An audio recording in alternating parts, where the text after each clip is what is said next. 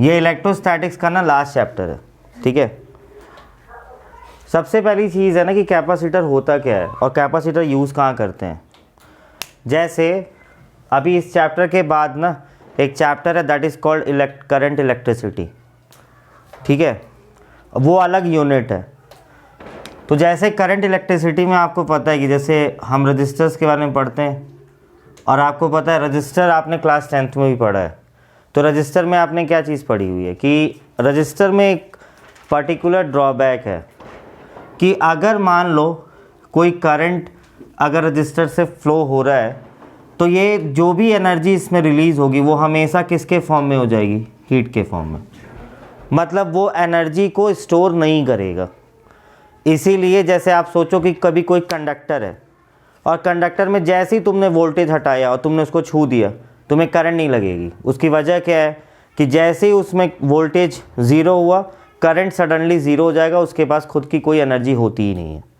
इसका मतलब रजिस्टर में अगर आप कोई करंट पास कर रहे हो तो all the energy that is passing through all the current that is passing through the resistor will be liberated as in the form of क्या होगा, हीट। कैपेसिटर ऐसा डिवाइस है ना जो डिवाइस एक्चुअल में एनर्जी को स्टोर करता है कुछ पर्टिकुलर इंटरवल ऑफ टाइम के लिए।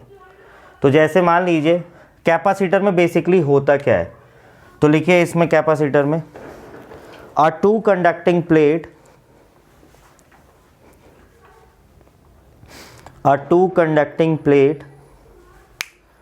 separated by a small distance, a two conducting plate separated by a small distance constitutes a capacitor.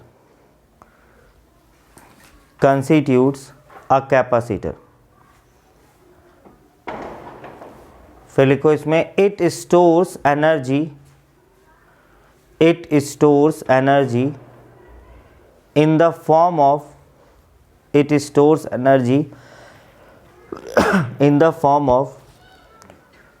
electrostatic form.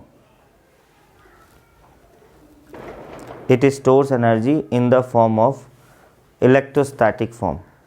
देखो जो कैपेसिटर है इसमें आप अगर दो कंडक्टिंग प्लेट्स ले रहे हैं, कंडक्टिंग प्लेट किसी भी शेप की हो सकती है, पैरेलल प्लेट भी हो सकती है, सर्कुलर प्लेट भी हो सकती है, सिलिंड्रिकल प्लेट्स भी हो सकती हैं, या इर्रेगुलर शेप किसी भी शेप की भी हो सकती है। अगर they are separated by a small distance, मान लो ये स्मॉल डिस्टेंस से सेपरेटेड है, और suppose you are connecting this capacitor to a voltage V, अगर आपने इसको कैपेसिटर को V वोल्टेज के अक्रॉस कनेक्ट किया है। देखिए मैंने आपको ना पहले भी ये चीज़ बताई है ऑल्टरनेटिंग करंट में कि you can not connect a capacitor across DC। Practically capacitor को DC वोल्टेज के अक्रॉस कनेक्ट नहीं करते हैं। समझ में आ गया? उसकी एक वजह है, उसकी वजह ये है कि कैपेसिटर जो होता है ना वो क्योंकि DC तो चेंज हो ही नहीं रहा है, तो DC तुरंत जैसे ही ये चार्ज होगा ना यहाँ पे करंट की वैल्यू ज़ीरो हो जाती है। लेकिन क्या है कि इसके कैपेसिटर के फंक्शनिंग को स्टडी करने के लिए हमें DC की ज़रूरत है, तो इसीलिए हम DC वोल्टेज लगा रहे हैं। तो ये चैप्टर में पूरे के पूरे चैप्टर में ना we will connect a DC voltage across a capacitor, पर practically we can not connect a capacitor across DC। समझ में आ गया? तो जैसे मान लीजिए कि अगर आपने इस कैपेसिटर को V वोल्टेज के अक्रॉस लगाया है, अब ये एनर्जी स्टोर कैसे करेगा? तो जैसे तुम बोल रहे थे कि हीट रजिस्टर करता है, हीट के फॉर्म में रिलीज, कैपेसिटर एनर्जी को स्टोर करता है। तो जहाँ जहाँ पे हमें टेम्पररी एनर्जी की ज़रूरत होती है ना, वहाँ पे हम कैपेसिटर लगाते हैं। जैसे ये जो माइक है ना, इस माइक में यहाँ पे कैपेसिटर लगा हुआ है, क्योंकि ये कोई बैटरी नहीं है। जैसे मान लो अगर मैं यहाँ पे कुछ बोल रहा हूँ और मेरी आवाज़ आ रही है ना, तो बेसिकली ये माइक कैसे काम कर रहा है? It needs some power source ना, तो जाहिर सी बात है इसमें बैटरी होनी चाहिए थी, पर मैंने तो इसे चार्ज किया ही नहीं है। तो यहाँ पे एक्चुअल में कैपेसिटर यूज़ हो रहा है। वो एक्चुअल में क्या हो रहा है, थोड़ी देर चार्ज हो रहा है, फिर उसी चार्ज से एनर्जी दे रहा है, फिर वापस डिस्चार्ज हो रहा है, फिर एनर्जी ले रहा है मेरे मोबाइल से। समझ में आ गया आपको? तो जहाँ जहाँ पे हमें टेम्प्रेरी ज़रूरत होती है ना एनर्जी की, वहाँ पे हम कैपेसिटर यूज़ करते हैं, वहाँ पे हम बैटरी यूज़ नहीं करते हैं। क्लियर हो गया आपको? जैसे मैंने आपको बताया था जब मैं पढ़ा रहा था पहले भी कि कैपेसिटर पंखे में भी यूज़ होता है, कंडेंसर वो भी एक कैपेसिटर होता है। समझ में आ गया? वहाँ पे ज़रूरत क्या होती है जब पंखा रुका हुआ है ना, तो जब पंखा रुका हुआ है तो उसको बहुत ज़्यादा टॉर्क की ज़रूरत है, क्योंकि भाई उसको रेस्ट से मोशन में आना है ना। तो जब रेस्ट से मोशन में आना है तो जब आप पंखे को ऑन करते हो तो जो कैपेसिटर होता है ना वो स्टार्टिंग टॉर्क प्रोवाइड करता है। अपनी जो स्टोर्ड एनर्जी होती है ना, करंट तो दे ही रहा है उसको एनर्जी, पर जो स्टोर्ड एनर्जी उसने स्टोर कर रखी है उससे भी एनर्जी सप्लाई हो रही है जो उसको स्टार्टिंग टॉर्क प्रोवाइड कर रही है। अगर कंडेंसर तुम्हारे घर ये ख़राब हो गया इस पंखे का, तो पंखा धीमे धीमे ही घूमता रहेगा, तेज़ नहीं घूमेगा। तो लोग बोलते हैं कि पंखे का कंडेंसर ख़राब हो गया, उसकी वजह क्या है? क्योंकि स्टार्टिंग टॉर्क नहीं मिली है उसे। आ गया समझ में? तो इस कैपेसिटर में हमने क्या किया है, कैपेसिटर में बेसिकली दो प्लेट्स को ना, ये दो कंडक्टिंग प्लेट्स हैं, they are separated by a very small distance, लेकिन ये कंडक्टिंग प्लेट एक दूसरे के कॉन्टैक्ट में नहीं है। नहीं तो अगर ये कॉन्टैक्ट में हुई ना तो ये कंडक्टर बन जाएगा, और कंडक्टर बनेगा तो ये काम कैसा करने लग जाएगा? रजिस्टर की तरह। इसीलिए you have separated a particular conducting plate with a finite distance. अब जैसे मान लीजिए कि अगर आपने इसको V वोल्टेज के अक्रॉस इस कैपेसिटर को लगाया है, तो जो भी क्या होगा, यहाँ से चार्ज फ्लो होगा। मान लीजिए इस पर चार्ज क्या आ गया? Q। दूसरी चीज़, बैटरी का एक रूल होता है, जितना चार्ज वो सप्लाई करती है ना उतना ही चार्ज इसमें आना चाहिए। तो अगर इसने चार्ज Q सप्लाई किया है तो जाहिर सी बात है ना, इस प्लेट से Q चार्ज क्या होगा? जाएगा। तो इस पर मतलब ये जो चार्ज इस पर क्या हो जाएगा? -Q। मतलब एक प्लेट पे पॉजिटिव Q चार्ज आ जाएगा और दूसरे प्लेट पे क्या होगा? नेगेटिव Q आएगा। आ गया समझ में? तो एक्सपेरिमेंटली ये देखा गया ना कि जो भी चार्ज इस कैपेसिटर पे आता है that is always proportional to the potential difference.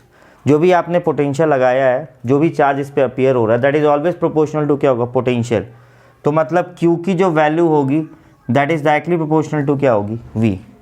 और अगर आप इस Q प्रोपोर्शनलिटी को हटाएंगे तो कांस्टेंट ऐड हो जाएगा, एंड दैट इज़ कॉल्ड क्या होगा? C। And this is called capacity of capacitor. Clear हो गया? अगर यूनिट की बात करें तो C की वैल्यू क्या होती है? Q/V। Q कितना है आपका? Q की यूनिट क्या होती है? कूलॉम। और V की यूनिट क्या होती है? वोल्ट। मतलब कैपेसिटेंस की डिराइव्ड यूनिट क्या होगी? कूलॉम पर वोल्ट होगी। पर कूलॉम पर वोल्ट को हम किससे रिप्रेजेंट करते हैं? फैराड से। तो इसीलिए कैपेसिटर की जो यूनिट होती है वो क्या होती है? फैराड होती है। इसको ऐसे लिखते हैं 1 फैराड, मोस्टली 1 माइक्रो फैराड ऐसे लिखा जाता है, जिसकी वैल्यू 10⁻⁻⁶ फैराड होती है। समझ में आ गया आपको? तो जो कैपेसिटर है उसकी प्रॉपर्टीज़ क्या है कि जो भी चार्ज उस पर अपीयर होगा that will be always proportional to क्या होगा? वोल्टेज। और अगर आप इस पोटेंशियल प्रोपोर्शनलिटी को हटाएंगे तो कांस्टेंट ऐड हो जाएगा, and this is called C। देखिए, जैसे कैपेसिटी का मतलब क्या होता है? कैपेसिटी का मतलब होता है कि एक पर्टिकुलर पोटेंशियल पे जो आपका कैपेसिटर है वो कितने चार्ज को होल्ड कर रहा है, उसी को हम क्या बोलते हैं? कैपेसिटी बोलते हैं। समझ में आ गया? दूसरी चीज़ क्या है कि जो कैपेसिटी है वो पोटेंशियल और चार्ज पे डिपेंडेंट नहीं होती है, वो डिपेंड करती है ज्योमेट्रिकल पैरामीटर्स पे। तो नेक्स्ट चीज़ जो है वो क्या है? दिस डिपेंड्स अपॉन ज्योमेट्रिकल क्या है? पैरामीटर्स। ज्योमेट्रिकल पैरामीटर्स मतलब उसके डायमेंशंस पे डिपेंड करती है। देखिए, एक एग्जांपल मैंने जब पढ़ाया था तब भी बताया था कि जैसे सबके घर में पानी की टंकी लगी हुई है ना, अब किसी के घर में पानी धीमे आ रहा है, किसी के घर में पानी तेज़ आ रहा है, पर अगर सबके घर में 1000 लीटर का ही पानी का टैंक लगा हुआ है तो धीमे आए या तेज़ आए आप कितनी एनर्जी स्टोर कर सकते, कितनी वाटर स्टोर कर सकते हैं? केवल 1000 लीटर ही तो कर सकते हैं ना। तो वो किस चीज़ पर डिपेंड कर रहा है कि आपने जो पानी की टंकी है कितने डायमेंशन की ली है, कितने हाइट की ली है। ज़्यादा बड़ी टंकी लोगे तो आपको ज़्यादा पानी होल्ड करेंगे। वैसे ही कैपेसिटी के साथ भी है। समझ में आ गया? जो कैपेसिटी है आप वो चेंज नहीं कर सकते। ये नहीं कि आपने कैपेसिटर बनाया उसकी कैपेसिटी आपने चेंज कर दी, वो एक पर्टिकुलर अमाउंट ही चार्ज को होल्ड कर पाएगा। क्लियर हो गया? ये भी मैंने जो बताया है आपको कि एक कैपेसिटी किस चीज़ पर डिपेंड करती है कि वो कितना चार्ज होल्ड करेगा एक पर्टिकुलर पोटेंशियल पे। तो ये नहीं कि आपने कैपेसिटर लिया और किसी भी पोटेंशियल के अक्रॉस लगा दिया, क्योंकि उसके ऊपर इंसुलेशन होता है, वो बर्स्ट हो जाएगा। समझ में आ गया?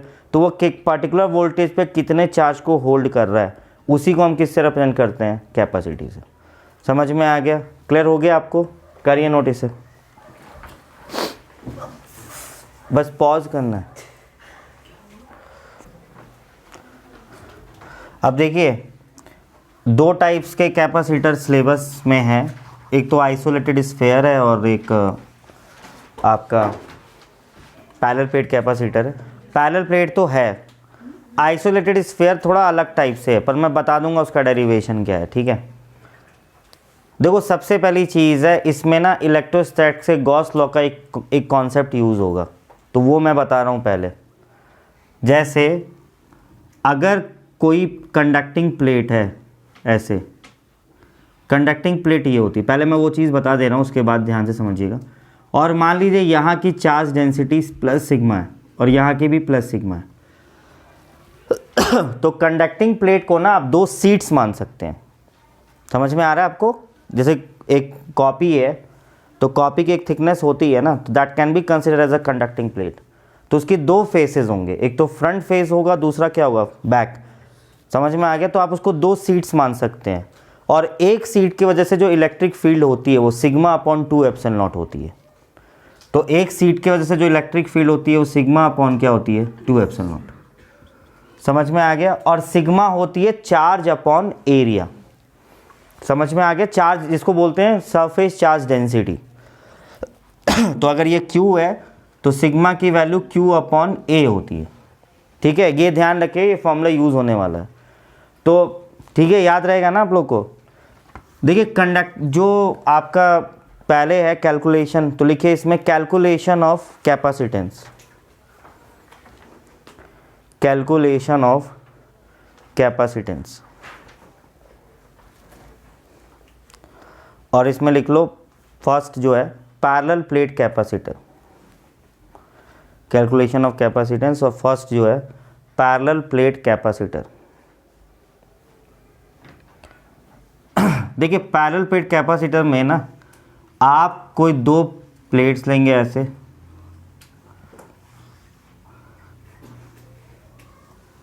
इस टाइप से,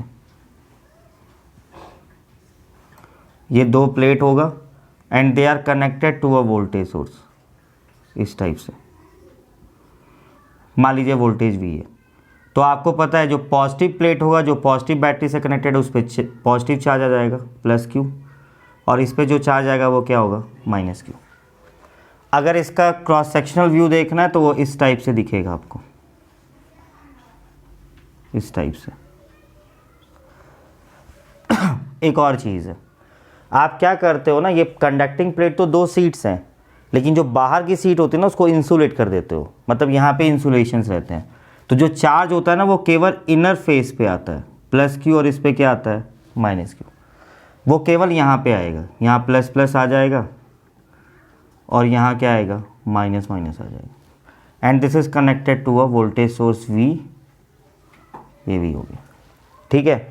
मैंने आपको पहले भी बताया था एक चीज़ कि जब मैं था 12th में तो मुझे एक कन्फ्यूज़न थी, वो आपको नहीं होनी चाहिए। प्लेट ना ऐसे रखी हुई है, ये है प्लेट, और मोस्ट मतलब जब मैं था मुझे लगता है शायद आप लोग के भी दिमाग में कन्फ्यूज़न हो, क्वेश्चन में ऐसे दिया रहता है इसका एरिया ये है, और लोग क्या सोचते हैं ये एरिया दे रखा है, ये एरिया नहीं है, एरिया ये वाला है। समझ में आया? ये थिकनेस बहुत कम होती है। क्लियर हो गया आपको? तो कंफ्यूज मत होइए कि ये एरिया ले लिया आपने। तो जैसे तो मान लीजिए यहाँ पे ये इस प्लेट का जो एरिया है वो A है, और मान लीजिए जो इसके बीच की डिस्टेंस है वो क्या है? D है। सपोज़ ये प्लेट नेगेटिव बैटरी से कनेक्टेड है, तो यहाँ का पोटेंशियल V माइनस है, और मान लो यहाँ का पॉजिटिव प्लेट से कनेक्टेड है, तो ये क्या है? V प्लस है। समझ में आ गया? दूसरी चीज़, जब भी हम पैरेलल प्लेट कैपेसिटर या किसी भी टाइप के कैपेसिटर की कैपेसिटेंस की वैल्यू निकालेंगे तो हम एक ऑर्डर में चलेंगे। सबसे पहले हम इलेक्ट्रिक फील्ड निकालेंगे इन दोनों के बीच में, उसके बाद हम पोटेंशियल निकालेंगे by a relation dV equals to minus E dot क्या होगा डी आर। क्लियर हो गया। और पोटेंशियल के बाद हमने Q equals to C V का फॉर्मूला यूज़ करना है और वहाँ से हमें कैपेसिटेंस निकालना है। कोई भी टाइप का कैपेसिटर हो, तीनों में यही केस लगेगा। हाँ, पैरेलल प्लेट कैपेसिटर में D V equals to minus E dot D R तो मैं निकाल लगा रहा हूँ, पर मैं लास्ट में आपको एक रिलेशन बोलूँगा, आप वो याद कर लेना केवल पैरेलल प्लेट के लिए। क्लियर हो गया। तो आपको डेरिवेशन भी आप डायरेक्ट यूज़ कर सकते हैं। ठीक है। देखिए, जैसे इस प्लेट की बात करते हैं, इस पॉजिटिव क्यू चार्ज के से इलेक्ट्रिक फील्ड क्या होगी इस डायरेक्शन में, मान लीजिए वो इलेक्ट्रिक फील्ड क्या होगी ई प्लस क्यू। नेगेटिव, देखिए आपको थोड़ा थोड़ा ध्यान होना चाहिए इलेक्ट्रोस्टैट्स में, पॉजिटिव चार्ज के से इलेक्ट्रिक फील्ड क्या होती है रेडियली आउटवर्ड होती है, नेगेटिव की वजह से क्या होती है रेडियली इनवर्ड। रेडियली इनवर्ड मतलब पॉजिटिव के लिए उसके अगेंस्ट में जाती है, नेगेटिव में टुवर्ड्स द नेगेटिव चार्ज हो। तो इस नेगेटिव की वजह से क्या होगी इलेक्ट्रिक फील्ड इसी डायरेक्शन में होगी, वो क्या होगी ई माइनस क्यू। समझ में आ गया आपको। तो ई प्लस क्यू की वैल्यू क्या होगी, दैट इज सिग्मा अपॉन क्या होगी 2 एप्सिलॉन नॉट, और सिग्मा की जगह पे आप क्या रखोगे चार्ज अपॉन क्या होगा एरिया, तो क्यू अपॉन क्या होगा 2 epsilon not. E minus Q भी वही होगा, मैग्नीट्यूड की बात कर रहा हूँ, क्यू अपॉन क्या होगा 2 एप्सिलॉन नॉट। मतलब रिजल्टेंट इलेक्ट्रिक फील्ड इन दोनों को ऐड करेंगे ना, तो जो इलेक्ट्रिक फील्ड आ रही है वो क्या आ जाएगी Q upon 2 epsilon not plus Q upon 2 epsilon not, तो क्यू अपॉन क्या होगी ए एप्सिलॉन नॉट। मिल गई इलेक्ट्रिक फील्ड। अब हम ये रिलेशन यूज़ करेंगे, ये मैं जो तैयारी करें ना उसके लिए बता रहा हूँ, मैं तो डायरेक्ट फॉर्मूला यूज़ कर सकता हूँ। ठीक है। देखो, जब तुम्हें इन दोनों के बीच का पोटेंशियल डिफरेंस निकालना है ना, तो तुम इस प्लेट से इधर की तरफ मूव करोगे, क्योंकि ये प्लेट किस पोटेंशियल पे है V माइनस और ये किस पे है V प्लस, तो लिमिट ऐसे लग जाएगी V माइनस और ये क्या हो जाएगी V प्लस। समझ में आ गया। इसीलिए बता रहा हूँ इंटीग्रेशन करते कैसे हैं। अब देखो तुम्हें दिख रहा है ना ये ऐसे है डी आर, क्योंकि ये आपने जीरो ये ऐसे लिया है आपने। अब देखो तुम ऐसे मूव कर रहे हो, तो इलेक्ट्रिक फील्ड तो ऐसे है और डी आर की डायरेक्शन ऐसे है, तो कितना एंगल है 180। इसका मतलब अगर आप इस डॉट को हटाओगे तो ये ई डी आर कॉस क्या आएगा 180, और कॉस 180 की वैल्यू क्या होती है -1, तो ये -1 क्या होगा प्लस हो जाएगा। समझ में आ गया। अब ई की वैल्यू रख दो यहाँ पे, Q upon A epsilon not into क्या होगा डी आर। तुम इस पॉइंट को 0 मान लो, और ये वाला पॉइंट कितनी डिस्टेंस पे है D, तो लिमिट ऐसे लगेगी 0 से लेके क्या लगेगी D। समझ में आ गया आपको। dv का इंटीग्रेशन v होता है, तो क्या रखोगे अपर लिमिट माइनस क्या रखोगे लोअर, तो यहाँ क्या आएगा v प्लस माइनस क्या होगा v माइनस, और dr का इंटीग्रेशन क्या होगा r, अपर लिमिट माइनस क्या होगा लोअर, तो ये क्या आएगा q upon A epsilon not into क्या होगा d। समझ में आ गया। अब आपको रिलेशन याद कैसे रखना, ये अगर नहीं याद आया बोर्ड में तो आप सीधा ये यूज़ कर लेना v equals to E D capacitor के लिए। समझ में आ गया। डायरेक्ट यूज़ कर लेना, कोई मार्क्स नहीं कटेंगे। v plus minus V minus को मैं पोटेंशियल डिफरेंस v मान रहा हूँ, मिल गया मुझे v, क्यू डी अपॉन क्या निकल गया ए एप्सिलॉन। अब मैंने क्या बताया, मैंने इलेक्ट्रिक फील्ड निकाल ली, पोटेंशियल भी निकाल लिया। अब मुझे क्या यूज़ करना है q equals to C V, तो q इक्वल्स टू सी और v की जगह पे रख दो Q D upon A epsilon naught, ये q से q कैंसिल, तो c की वैल्यू क्या आ रही है एप्सिलॉन नॉट a अपॉन क्या आ रही है d। समझ में आ गया। एप्सिलॉन नॉट जो है that is permittivity of free space, क्योंकि अभी कैपेसिटर के बीच में एयर लिया है हमने, एरिया प्लेट का एरिया हो गया, और d जो हो गई वो क्या हो गई डिस्टेंस हो गई। समझ में आ गया आपको। तो this is the calculation of capacitance of parallel plate capacitor. Clear हो गया, करिए नोटिस है। देखिए, अरे इधर सुन लो यार भाई, जो आपकी कैपेसिटी है कैपेसिटेंस वो किस चीज़ पे डिपेंड कर रही है, एरिया पे डायरेक्टली प्रोपोर्शनल, और इन्वर्सली प्रोपोर्शनल टू क्या है डिस्टेंस। याद रखिएगा, तो आप लिख ही लीजिए, आपके याद पे तो मुझे कोई भरोसा नहीं है। कैपेसिटेंस प्रोपोर्शनल टू एरिया है और कैपेसिटेंस इन्वर्सली प्रोपोर्शनल टू क्या है डिस्टेंस है। मतलब या तो अगर आपने कंडक्टिंग एरिया बढ़ा दिया तो कैपेसिटेंस की वैल्यू बढ़ जाएगी, डिस्टेंस आपने कम कर दिया तो कैपेसिटेंस की वैल्यू बढ़ जाएगी, लेकिन डिस्टेंस को बहुत कम नहीं कर सकते हैं। क्लियर हो गया? तो ये इस पे कंस्ट्रेंट है कि ये नहीं कि आपने एकदम कम करके चिपका दिया उसे तो वो कंडक्टर बन जाएगा। क्लियर हो गया? लेकिन एरिया आप बढ़ा सकते हैं, पर एरिया बढ़ाओगे तो कैपेसिटर्स बल्कि बन जाएगा। इसीलिए आगे हम जाके पढ़ेंगे डाइलेक्ट्रिक्स होता क्या है, कि डाइलेक्ट्रिक्स फिलिंग करेंगे कैपेसिटर्स के बीच में।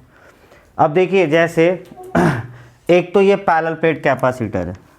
अब नेक्स्ट जो है वो है स्फेरिकल कैपेसिटर। तो डालिए हेडिंग स्फेरिकल कैपेसिटर।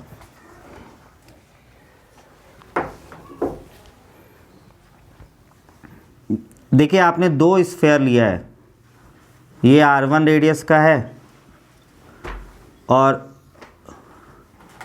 दूसरा R2 रेडियस का है। इस पे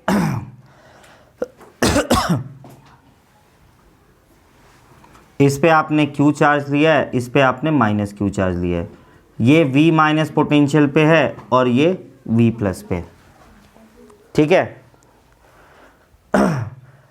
कैपेसिटर जो है ना वो इन दोनों के बीच में लाई कर रहा है, ध्यान रखिएगा, इसके बीच में नहीं है। इन दोनों की, ये दो कंडक्टिंग प्लेट्स हैं जिनके बीच में कैपेसिटर लाई कर रहा है, और ये कोई सर्कुलर नहीं है, स्फेरिकल है, बॉल शेप का है। जैसे इसमें ना एक चीज़ की ज़रूरत पड़ेगी, एक कंडक्टिंग स्फेयर के वजह से, हॉलो स्फेयर की वजह से, अगर उस पर Q चार्ज है और इसका रेडियस मान लीजिए R है, R डिस्टेंस पे जो इलेक्ट्रिक फील्ड की वैल्यू होती है वो Q/4πε0 इंटू R² होती है। इस फॉर्मूले की ज़रूरत पड़ेगी हमें। क्लियर हो गया? ये सब गॉस लॉ की चीज़ें बता रहा हूँ मैं, कि एक कंडक्टिंग स्फेयर की वजह से R डिस्टेंस पे जो इलेक्ट्रिक फील्ड होती है वो Q/4πε0 इंटू क्या होती है? R²। ठीक है? आपको क्या करना है, आपको यहाँ से R डिस्टेंस पे एक पॉइंट लेना है P, और वहाँ पे इलेक्ट्रिक फील्ड की वैल्यू निकालनी है। ठीक है?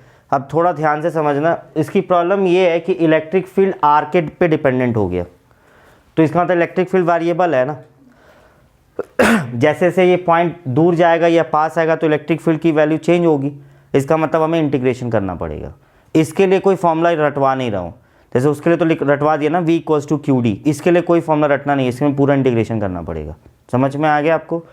तो यहाँ पे भी वही तरीका है, पहले इलेक्ट्रिक फील्ड, फिर पोटेंशियल, फिर कैपेसिटेंस।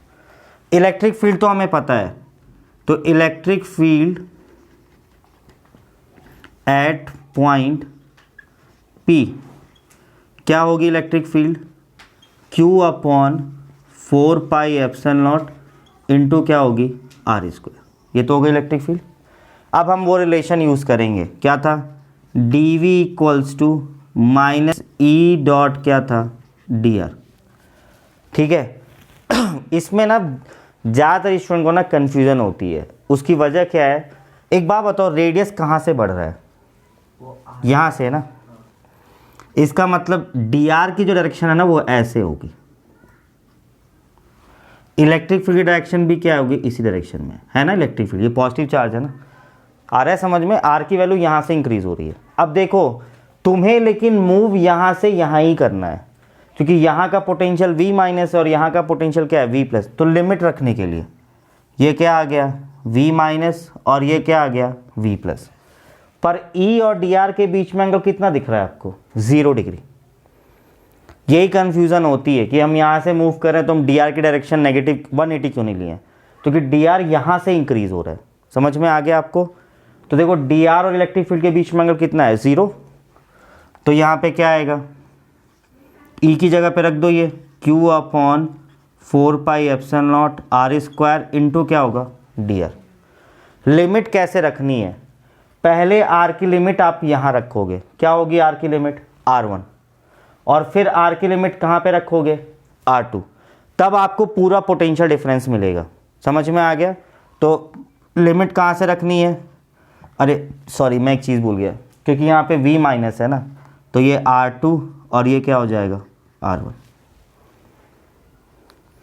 देखिए, इस लोअर लिमिट के करस्पॉन्डिंग यहाँ पे लोअर लिमिट होनी चाहिए, इस लिमिट के करस्पॉन्डिंग यहाँ पे लिमिट। तो V माइनस की रेडियस कितनी है? R2। V प्लस की रेडियस कितनी है? R1। इसीलिए लिमिट ऐसे रखिए। आ गया समझ में आपको? क्लियर हो गया, सबको आ गया। हाँ इसमें ना Q अपॉन 4πε0 कांस्टेंट है, केवल वेरिएबल कौन सा है, R। ले जाओ इसे बाहर ले जाओ। और देखो इंटीग्रेशन बहुत बार बता दिया है मैंने, इसका x की पावर n+1 अपॉन n+1 होता है।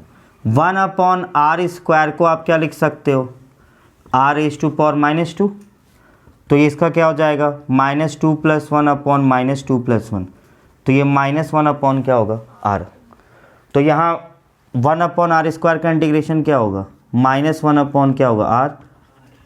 अब आपको लिमिट ये माइनस से ये माइनस कैंसिल, तो Q अपॉन 4πε0 क्या रखोगे यहाँ पहले, अपर लिमिट माइनस क्या होगा, तो 1 अपॉन r1 -1 अपॉन क्या होगा, r2। This is the value of क्या होगा, v plus minus v minus को v ले रहे हैं। समझ में आ गया सबको, क्लियर हो गया। तो ये मैं रब कर दे रहा हूँ क्योंकि इसकी ज़रूरत हमें है नहीं, इसको मैं यहाँ लिख दे रहा हूँ अंदर v माइनस। तो देखिए v तो मिल गया है मुझे, अब मुझे क्या निकालना है, c। तो मुझे पता है ना Q इक्वल्स टू क्या होता है, CV। अब रखो आप v, देखो इसको ना थोड़ा डिनोमिनेटर कॉमन कर लेते हैं, तो क्या आएगा ये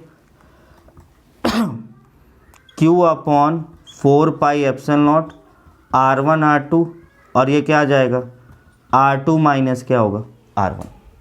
ठीक है, उठा के पुट कर दो यहाँ पे, Q r2 minus r1 upon 4πε0 r1 r2, ये Q से Q कैंसिल, तो C की वैल्यू कितनी आ रही है, 4πε0 r1 r2 अपॉन क्या आ रही है, r2 माइनस क्या आ रही है, r1। ये इसकी कैपेसिटेंस की वैल्यू होती है। क्लियर हो गया आपको। जब मैंने, जिन्होंने भी पहले से क्लास की है, ये नहीं पढ़ाया है मैंने, समझ में आ गया, उसका मैंने एक दूसरा तरीका बताया, उसका एक और तरीका है, ठीक है, उस तरीके से करवा के बताया मैंने। क्लियर हो गया, तो कि ये नहीं, ये डेरिवेशन नहीं आएगा, आइसोलेटेड स्फीयर का आएगा। क्लियर हो गया आपको। तो आइसोलेटेड स्फीयर दो तरीके से होता है, एक तो ये तरीका, एक और तरीका है, ठीक है। करिए नोटिस है, तो मुझे नीचे भी जाना है पढ़ाने।